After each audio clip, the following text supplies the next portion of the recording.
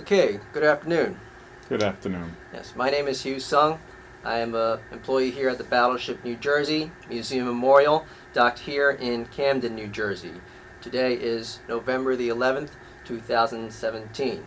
We are on board the battleship and we have the honor to have Joseph LaPaix, who served in the United States Navy as a Lieutenant JG and even served here on board the Battleship New Jersey. So, without further ado, welcome back home, Joseph, Thank you so and much. thank you for your service. Hope this battleship looks good since It you've looked been great. here. You guys done an outstanding job keeping it, even though it's at dock. It looks outstanding, almost like going back in time. Was here almost 20 years ago. Last time I set foot aboard was in '88, June of '88. I left almost the end of August of '88. I was TAD'd here coming from the Carl Vinson, CBN Carl Vinson. I actually was flown from Boyd Garcia to BB 62, and I was a comm officer aboard here, TAD'd. My trip as a naval officer started in 85, February of 85, going to Annapolis, and from Annapolis, my first command was Naval Weapons Station Concord, California. From California, I went to NTTS Alameda. From Alameda, I was transferred to Oakland Naval Station, where I was boarded on the USS Mount Hood 8029, again as comm ET officer at that point. From from there, I was retransferred back to the Kitty Hawk, which I served pretty much 3 years through the Kitty Hawk, becoming Lieutenant JG. I served various duties on the Kitty Hawk. I was back and forth from the Kitty Hawk to the Carl Vinson, which is a CBN, and which I got my ESWAS through Carl Vinson. Served U.S. Navy through good times and bad times. Spent a lot of time to Boyd, Diego Garcia, Indian Ocean. I was aboard Mount Hood 8029, Gibraltar Strait, when the USS Stark got attacked, which was very emotional, of course, because we lost a lot of brothers that day. This is quite emotional because being bored here, there's a lot of things we want to forget and not remember. And coming here, I almost got into tears because it defines. Okay, that's very good. Now let's just backtrack a little bit. We'll start from yourself. So, anything you want to say before you entered OCS? Um, yeah, Mayor Gibson is how I got through OCS. Okay, just a reminder for people who may be listening. Mayor Gibson was from which That city? was from Newark. Okay, Newark, New Jersey, or Delaware? Newark, New Jersey, and because I was real programmed to get inner city kids through the military, and I excelled in engineering. All right. Yeah. Sorry, I won't interrupt you again. Just Yeah, it's fine. And taking. I remember going to the recruiting station, and when I did it, I scored off the chart. with the engineering and everything, and it was a fast campaign to get me. At that time, I was only a junior in South Orange and Bellsburg High, and it was a fast track getting me. The Marines wanted me, the Air Force, and I finally chose the Navy because I wanted to travel. I wanted to travel. I chose the Navy, and you know, and I love communications. I love electronics, and actually, the ship that that really attracted me was the Kitty Hawk, and I asked to serve aboard that, and I got the chance. Okay. Now, how old were you at the time you joined, and what year I was was this? I was a sea cadet at the age of 14. Okay. 14. And what year was this? 80. 80? Okay. 1980? Yeah. Oh, okay. 80. So New Jersey is yet to be recommissioned at that time. No, it wasn't. Okay. So, I didn't really know anything about the New Jersey then. okay. So, anything you remember in OCS? Um, it was the first time I really understood what the stars meant, the stripes, because you really get understanding what that flag really means. Before that, it was something that was just in a classroom or in a city office or anything like that. But through OCS, you understand what dedication means, what sacrificing all for country means, what it means to have a brother or sister, where your life becomes secondary to that of the country. The country comes first and always have and will be. Once you understand that, you understand that you're just part of a puzzle to the United States, because the U.S. is tied to the flag, and the flag is tied to the U.S. And you do understand what honor, serving with honor, and what it means to be an American, because we all have a misconception of what it is to be an American, but this is the greatest country of all. And I've visited a lot of country. I've been through a lot of country, and then my ancestry is not. I'm only second generation here, but I claim no other country but the United States. This is where I was born. This is where my family is, and this is what I remember. Okay, Yeah. very good. So after OCS, you got assigned to the Kitty Hawk immediately? No, Concord Naval Weapons Station. Okay, and where's that? That's in Concord, California. Okay, anything you remember there? It was a shock because I was never a civilian, and I was in a real world of the military where you had a regiment. Unlike OCS, I was in charge of people for the first time. A lot of people with a lot more, even though they were enlisted, but a lot more experience than me in the military. And I had to understand the first time in my life what it means to be in charge. Doesn't mean that you're somebody's boss. It just means that you're somebody that has a job within a group of people, because the senior chief, the master chief, and the chiefs was actually my boss. And you learn respect, because even though I was their boss, they were my boss. And you find out that just because you're the boss, that doesn't mean you control everything. You need the crew. The crew is actually what the unit is. My first, even though I was the boss of my senior chief that was in Concord Naval Weapons Station, his name was BTC, Boiler Technician Bowerman. He, for the first time when I came in first day, he said, "You're the boss. If you want to be.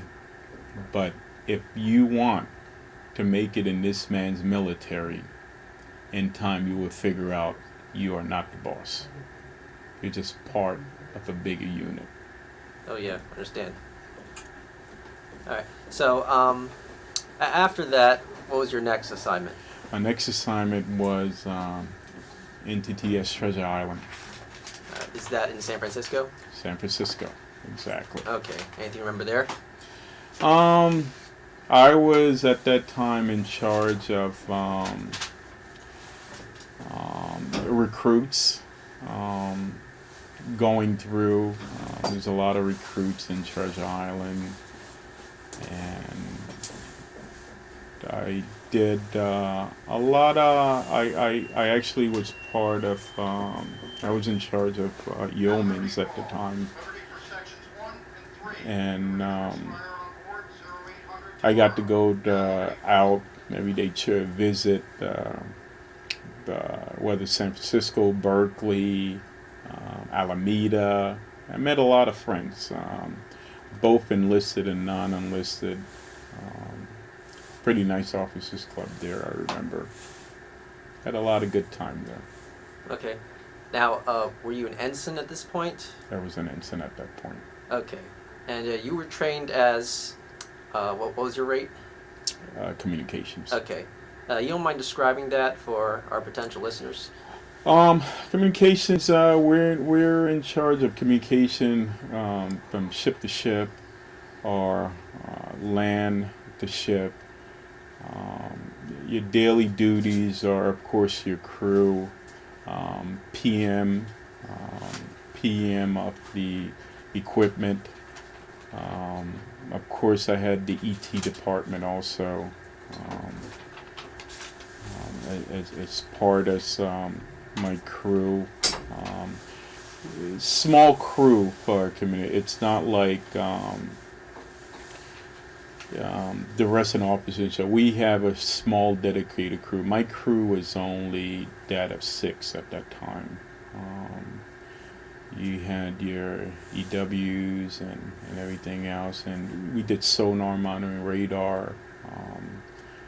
I remember one of the biggest thing that I did that was the famous LM66, famous for breaking down when you need it, and I remember the XO telling me, make sure that runs, make sure it's operational, make sure, and a lot of drill and tech tests.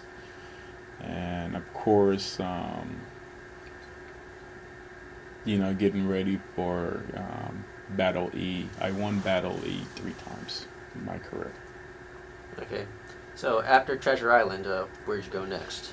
After I was retransferred back to the Mount Hood, which was on dry dock, Oakland. Okay. Describe the Mount Hood. Mount Hood is an AE replenisher.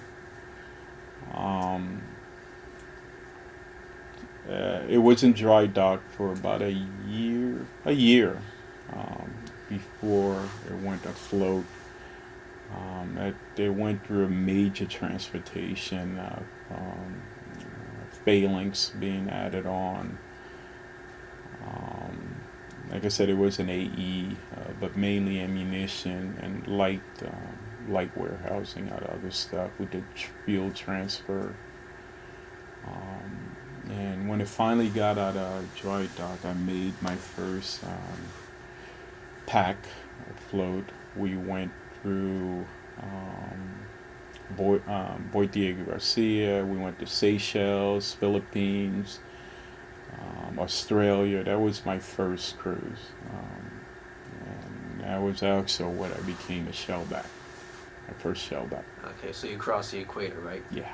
Okay. How was that ceremony? It's a ritual where this is the first time where the enlisted gets to treat the Russians where pretty much say anything to you, because it's pretty much, even though we're light aboard when we're aboard, but everyone has a job, and the respect for the rank is very important, in the military. But you got Siemens, being able to talk to you pretty much any way we want, with respect, make you do things, and then we, of course, you have the famous parade after you become a shellback. I remember eating apples in a makeshift commode with peanut butter, depicting that, your crap, stuff like that. So it was pretty good for me, and that was the first time I really left the United States to visit other countries that are not as fortunate as us. My first country was the Philippines. We arrived at Clark, Subic Bay, and I was at Clark Air Force Base for a while, and I started meeting people that, outside the country that served in military bases and things like that. So I was a kid, so it was a big experience for me. Okay. You remember how old you were at this point? 19 or 20 years old. Okay, as an ensign? Yes, an ensign. Oh, okay. 19 or 20. Okay. So you were meeting military personnel from other nations, correct? Well, not more other nations. It's more from different services, whether it be Marines, Air Force, stationed abroad, and also people, civilians that worked on base. Okay.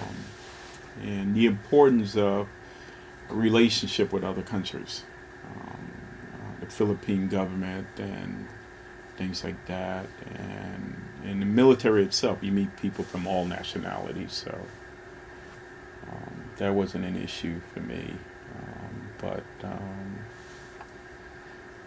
you start caring about your crew, because then you would, this is when you really become an officer, you would have your crew that you're in charge of. People would either start drinking and get in trouble, picked up by the MP, and and they're yours. You take care of your family. And even though I was a kid, I was bringing back people that were twice my age getting in trouble, and I had to not only think of this discipline, but why they did it. When you're stuck aboard, we were afloat sometimes 60, 70 days without land. So guys would, they'd go ashore and on the beach, and they go crazy. Get in trouble. And we were, of course, were not allowed that. An officer always had to be an officer. Okay, so after the hood, where'd you go next? The hood, I was transferred to Carl Vinson. Okay. Nimitz class aircraft carrier, right? Yeah. Okay. Actually, from the Carl Vinson is how I wound up in BB-62. Okay. Well, let's talk about the Carl Vinson first. Mm-hmm. Anything you want to say about that ship? It was close to 3,200 people. I'm like, holy cow, and when you walk in a broad deck, then at that time, there was a lot of activities going on the Pacific Coast, and you're aboard a floating city. It wasn't like the Mount Hood, I believe, at the time was, we had 700 people abroad. Carl Vincent had close to 3,600 at the time, and ship stores and interacting with different officers. And I was junior, of course, aboard the Carl Vinson. You had Marines, you had everyone aboard the Carl Vinson. Then I got involved with the aviation, which was totally different. You had HTs on board. You had your fighters. You had every kind of arsenal that the military, have aboard the Carl Vinson. I believe J.G. Bruckner was the captain when I was aboard the Carl Vinson. And again, coming from a small ship to a larger vessel, everything ran the same. It's almost like you didn't lose cadence, but I met a lot of good friends against the Carl Vinson. as I'm sitting here talking to you, I'm actually reliving all the feelings and experience, even though it's so long ago. Um, it's a great ship, great Okay. CVM. Now, you mentioned a ship store in the Carl Vinson, right?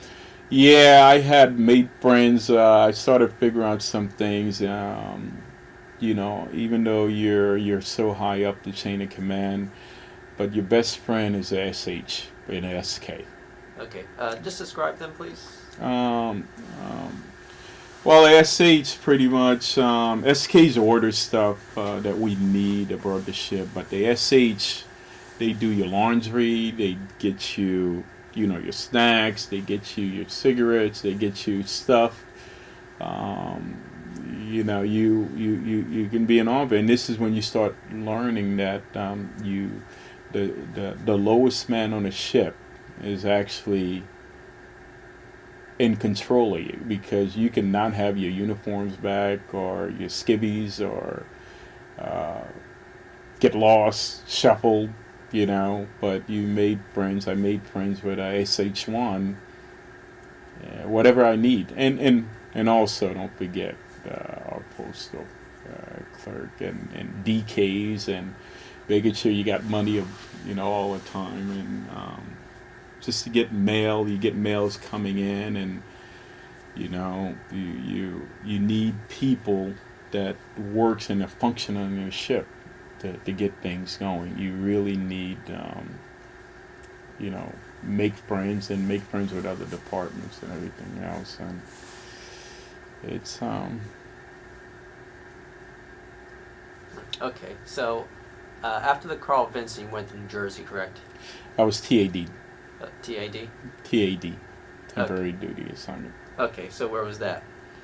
Well, actually, it was back in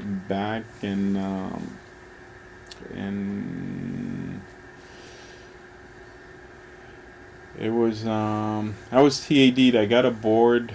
They were right down straits of Trinidad. That's when I was TAD'd. I was heloed over. Okay. TAD. At that time, they were going on the East Pack. East Pack. We went, and I wound up being in Point Diego Garcia. That's where I was dropped off. Okay. Point Diego Garcia. From here, battleships are a little bit different than your carriers, AEs. The sense of feeling was, this is like never seen so much armament. To know that you're sleeping on powder keg. Even though I was assigned to the Mount Hood, this was. I remember the first time I heard the failing system go off, or the 50 cal. There was a lot of training going on. It was more hands-on on here. That was what I remembered. And also, first time I heard these guns go off. Okay. It's a feeling that there's no other ship like this. The guns of this ship, correct? Yeah. Okay. Battleship guns are. It's a difference of you saying, "Oh wow, I shot a gun and it was a BB gun," and somebody shoots off a 12 gauge next to your ear. You know when you're in a battleship. Oh yeah, certainly. The whole ship. I remember the deck crying. Forward deck crying. And I remember these shells, just the drop of the shells. Being up top, you hear everything. And the light, the light show this thing puts out, shooting port and reconnaissance from starboard to keep it. That's a thrill. That's you hear trains roaring and stuff like that, or muscle car revving. No, this is a different feeling, and you smell the cordite afterwards. I mean, it gets everywhere on the ship. Oh yeah. So what about the 5-inch guns? It's a thrill. You know, every time, you know, you fire one, the heartbeat, it becomes your heartbeat. The ship becomes you. You know, it's something you never forget. You never forget. Yeah, certainly. Okay, so in 1988, you get assigned to the Battleship New Jersey, correct? TAD. TAD? I was never assigned here. I was TAD. Oh, okay. Yeah, sorry about that. So, from Carl Vinson to TAD? TAD here, then Boitier Garcia. Oh, okay. So, as a TAD here, anything else you want to talk about, like your duties? My duties are limited because I was TAD'd here. I worked in, you know, in comms. You know, Captain Tucker was aboard at the time. Okay. And you know, I kind of got lucky because it was the first time I was actually TAD'd on a ship, and I was in charge of the LN-66. Okay. And of course, daily PM. I wanted to work on stuff. I wanted to go on N10. I actually went up one time and I got really reamed, and I remember going to the stateroom and I was read the riot act, and that was the first time I ever got not disciplined, by writing, but orally discipline. And you know, you kind of want to do things. I'm a get my hands dirty kind of guy. And he was like, no, that's not what you're in charge to do. You're in charge of making sure the people that are responsible for that doing their job.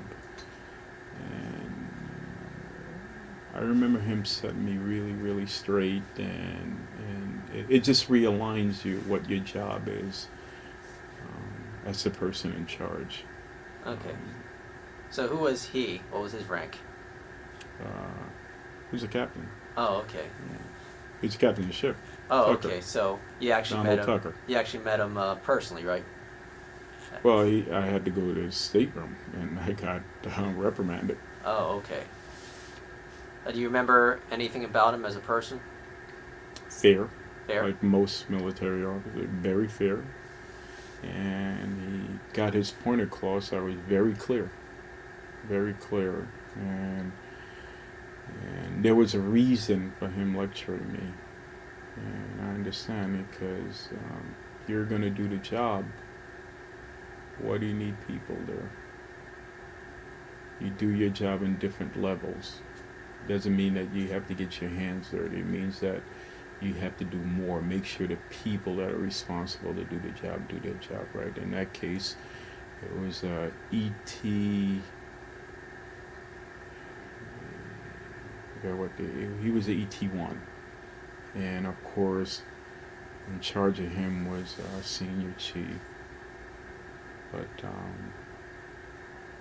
But after that, everything was fine. I knew my job and everything, and he treated me fine while I was here. Okay. So other than the guns going off, do you remember any missiles going off? No, just No? guns. Okay. And just for the record of our potential listeners, East Pack, is that an exercise that you do? Well, you have Pacific. It's you have two different sides. You have the Pacific Coast and you have the East Coast. Okay. You know, so East Pac means you're on the east side. You know, Okay. without going through the Panama. All right. That's what it means. Okay. Now, when this ship was firing, that was during exercise, correct? Well, can we talk about everything here? Oh, depends how. Depends Well, how much you it wanna say. was both. It was okay. both. Okay. Was the Missouri right Yes. next to the ship? Yes, it was. That was during that conflict. Oh, okay. Because that footage has actually been recycled and used in various movies. Really? Among them, Wind Talkers. There's a very brief half-a-second clip of both New Jersey and the Missouri firing. Okay. Yes. It was pretty bright. Pretty bright, pretty noisy. Everyone got dirty on the ship. Okay, Because I'm it sure. gets everywhere. And I remember it was just 30 minutes that lasted. It felt like it lasted 3 days. and I remember my ears ringing for days. I remember how hot it was inside this thing. Oh yeah, certainly. It was hot, and people seem to think we're living on a luxury cruise ship here. No, it gets hot. There is no AC running. There is nothing. It was battle condition. Everything is off. You know, lights, red interior, and we meant business. Okay. Okay. All right. So after your TAD, what went next? By Boy Diego Garcia. Okay. And describe that ship. Anything you remember? Well, Boy Diego Garcia is not a ship. It's an island. Oh, okay. British-owned island. All right. Sorry about Actually, I was relieved because you can't hurt any. There's a lot of chicken and sand crabs on Boy Diego Garcia. It was a lot of people that there are transferred. You have British military because it's British-owned island, and I spent about 4 months there. Different type of training and everything else. That's what really goes on there. I remember just eating and being able to drink beers, you know, for the first time. And duty was a little bit lax because there's no one coming and going really there. Not at all. Okay. That was Boy Diego Garcia. Okay. So after that, what went next? After that, I went to Anchorage. Okay. Anchorage. I served a year and a half in Anchorage. All right. This is Alaska. Mm-hmm. Okay. Anything remember there? Boring, Or, cold. Okay. You know, All right. boring, cold. And from there, I wind up being sent to Okinawa, and from that, went back to Clark, even, but I was TAD'd to Yokosuka. Okay. Japan. All right. Next assignment after that? Next assignment after that was the Lexington. Okay. Lexington. At the time, I would pick up Pensacola. Okay. Now there are several ships named Lexington. Was this an aircraft carrier? No, Okay. Which Lexington was this? A cruiser? it's a cruiser. Oh, okay. Yes. All right. Even though I've been aboard the carrier Lexington, and I was there only for picking up stuff, but I was never assigned to Lexington. Okay. The cruiser I was, and from there came back up East Coast, and we wound up. From there, I went back. Most of my career was California, Pacific Fleet. Okay. Pacific Fleet, I wound up back again on the Carl Vinson, and from the Carl Vinson, I did a lot of TAD from the Carl Vinson because I wound up going to Honolulu, and I was actually for Memorial. I was actually there for like about 3 months, just on a memorial and things like that. And from there, I wound up going to Alameda.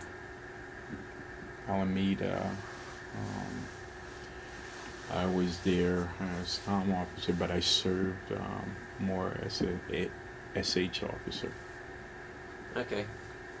Any more ships after that? Yeah, I wound up the USS Lexington, and then from there I was transferred to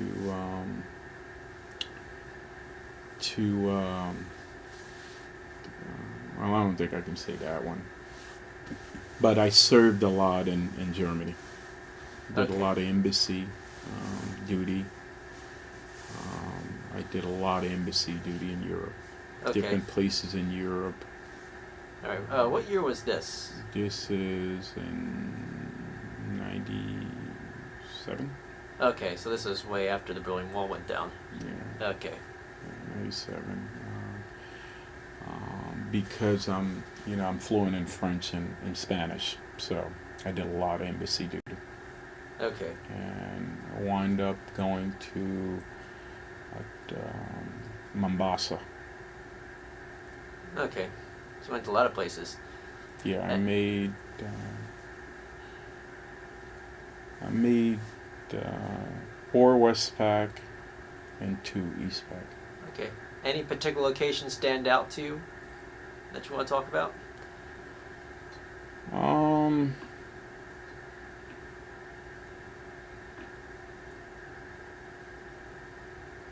If I would say I enjoyed Catania a lot. Spent a lot of time at Catania.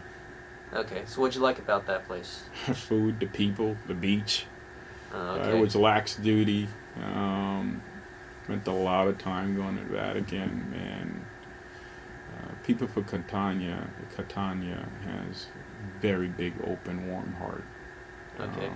And it's actually where I met my first love of my life. That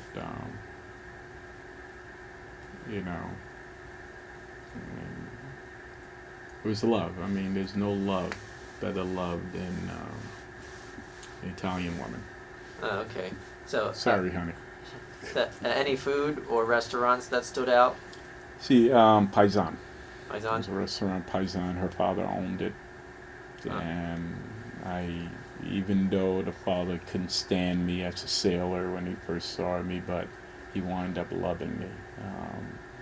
And her name was Maria. Okay. And we did everything. We were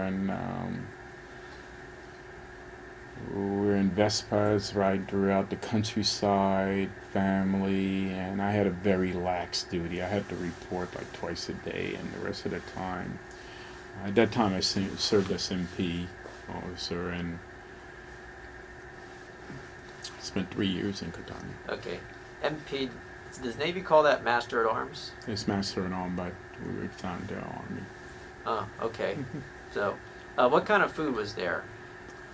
A lot of seafood in Catania. Okay. I mean, a lot of seafood. I grew to eat linguine with anything you could imagine. I also got a sweet tooth for cannoli because the father used to make it every morning. Chocolate cannoli every morning. To the point where I actually worked in a restaurant. I forgot I was in the military. And like I said, being with the love of your life, with a country so beautiful at night, just the beach, being on the beach, and so many people. Everyone after they know you love you, and that's a lot of years I spent out there. Okay. But if I was to say any place I served, that would be it. All right. Any other place that stands out, or is that it? Subic Bay. Subic Bay? Out there, yeah. Okay. What do you like about that? The women. The women and Drake and a drink they call Mojo. Okay. That was 24 hours. Right? I was a kid, party 24 hours and drink 34 hours a day. It was just a party, all the time, and everyone was there. And I would have to say that was the second best, if I was to put it in order. Okay. From there, Mare Island. Mare Island was nice too. Great officers club in Mare Island. Okay. All right. Anything else you want to add? Whether it was on I a don't ship? want to add the sad parts of my life. Okay, all right, not a problem. Any more good parts? Proud to be an American. All right. Proud to serve in the military. And I hope whoever watched this and younger generation, you have to serve your country. You have to know why you're an American. You have to know why us vets take this flag so serious. It's our life, it's our blood, and those stripes are my vein. Okay, very good. Now, getting towards the end of your naval career, when did you leave the Navy? 2007. 2007? Yeah. Okay. And how old were you when you left the Navy? 40. Well, I didn't get totally out. I went actually reserve. Okay. I went reserve, but that was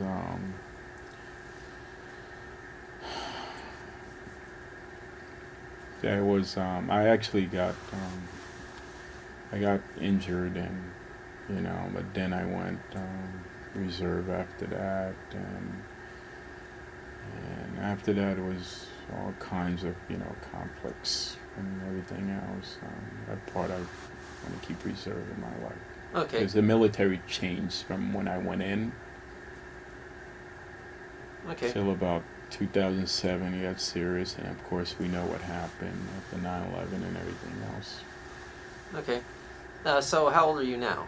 I'm 51. 51? Okay. All right, so we're just about getting to the conclusion of this interview. Is there anything else you want to add? We're watching this. I served abroad under a lot of great presidents. And if you get the chance to see this video and it inspires you to join the military, I want you to say that Donald J. Trump is one of the best presidents that I've got in my lifetime to understand and know that wants to make America great again. And serve under this man. Let's give him the time he needs to make America great again, because we're going down pretty fast, and America has a lot of enemies. They are not all our friends. Okay. And that join the military, whether enlisted or commissioned. Join the military. All right. Very well stated. So, upon visiting the Battleship New Jersey again, you said this ship still looks great, right? Even after all these years? This ship looks awesome. Okay. She's beautiful. Yeah, you can thank our restoration crew for that. Thank you. Yeah, they did a lot for this. Thank you for the society. Thank you. Okay. All right. Well, if there's nothing else you'd like to add, we can conclude this interview. So, once again, thank you, Joseph, for your service. Thank you. Once again, welcome back on board the Battleship New Jersey, and thank you for taking the time to join us with this interview. Thank you so much for allowing me to speak a little. Okay, thank you. All right, so this concludes our interview. Once again, my name is Hugh Sung, staff member here on board the Battleship New Jersey, and I work here at the Oral History Department. And once again, today is Saturday, November the 11th, 2017, and our interview guest was Joseph. Say your last name again? LaPaix. LaPaix? Okay, yes. Sorry, I forgot about that. Okay. Sorry. And this recording and any transcripts, abstracts, or indexes made from the recordings will be stored in the Oral History Department of the Battleship New Jersey.